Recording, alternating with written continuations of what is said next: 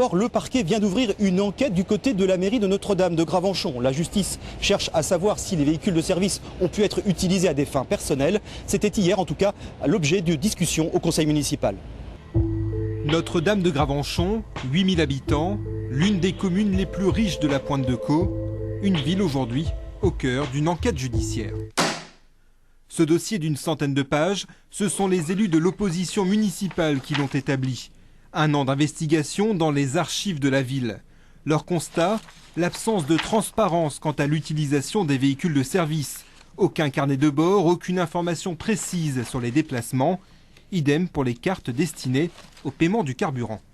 On a trouvé des cartes attribuées à des véhicules essence qui s'approvisionnent en gasoil et inversement. Je note aussi que tous les déplacements constatés de façon irrégulière se font essentiellement les week-ends et en période estivale, donc là où l'activité municipale est très réduite. Effectivement, on peut se poser beaucoup de questions sur la gestion de la commune de Notre-Dame de Gravenchon. 2 cartographies ont été réalisées par les élus socialistes. Une première modélise les déplacements de la Peugeot 607 utilisée par le maire. La seconde s'intéresse aux autres véhicules de service.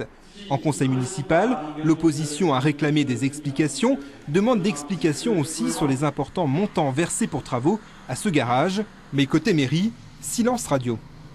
L'affaire est en cours d'étude par le procureur et donc je m'abstiendrai de faire des déclarations sur le sujet tant que le procureur n'aura pas décidé de la suite qu'il veut donner à cette affaire.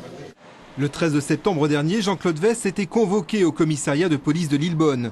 Le garagiste et d'autres proches du maire ont également été entendus.